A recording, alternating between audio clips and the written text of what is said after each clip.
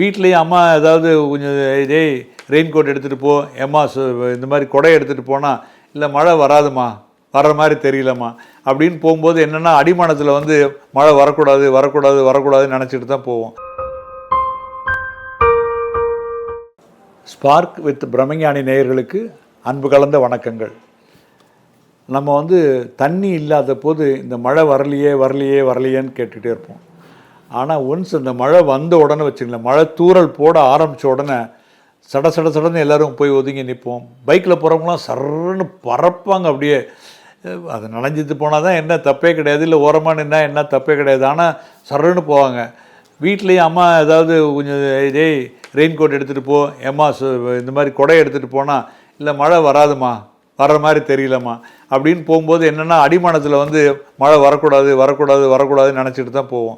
So இப்படி நம்ம வந்து மழை வரக்கூடாதுன்னு நினச்சிட்டு போயிட்டு அந்த மழை வந்ததுன்னு வச்சுக்கோங்களேன், உடனே அதுக்கு வந்து அறக்க ஓடுறது. அப்படி ஓடும்போது எங்கே என்ன பண்ணக்கூடாது அப்படின்னு சொன்னோம்னா, அறக்க ஓடக்கூடாது. ஒன்று மழையில் நனையணும், இல்லை ஓரமாக நிற்கணும். ஒன்று. ரெண்டாவது, மழை வரும்போது மரத்துக்கு கீழே போய் நிற்கக்கூடாது கண்டிப்பாக. ஏன்னா நனையிறது பெட்டர். அங்கே போனால் இடி விழுந்ததுன்னா மரம் வாங்கி நம்மளுக்கு கொடுத்துரும்.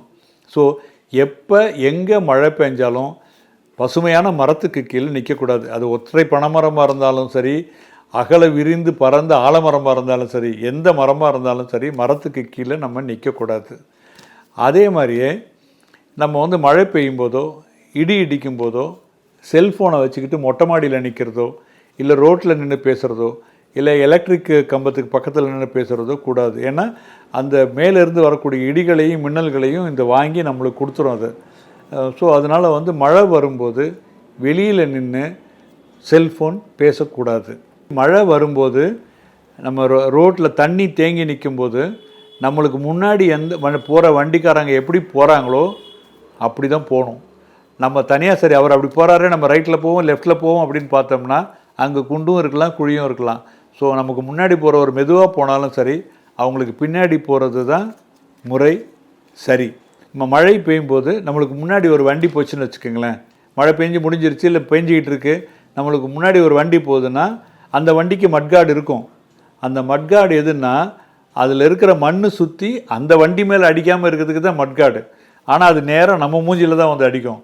ஸோ ரொம்ப பக்கத்தில் போகக்கூடாது. ரொம்ப பக்கத்தில் போனோம்னா சட சடத்துன்னு அடித்து நம்ம வந்து மழை தண்ணி பட்டால் கூட பரவாயில்ல, அது வந்து கொஞ்சம் பிங்க் கலரில் இருக்கும். இது சகதி மேலே அடிக்கும், ரோட்டில் இருக்கிற சகதி சாக்கடை எல்லாமே அடிக்கும். அதனால் ரொம்ப பக்கத்தில் போயிடக்கூடாது. போனால் அந்த மட்கார்டு நம்மளுக்கு முன்னாடி போகிற வண்டியோட மட்கார்டு வந்து அந்த வண்டியை காப்பாற்றும், அந்த மனிதரை காப்பாற்றும், நம்ம மேலே சேரையும் சகதியும் சாக்கடையும் அடிக்கும். ஸோ ரொம்ப பக்கத்தில் போயிடக்கூடாது. நன்றி, வணக்கம்.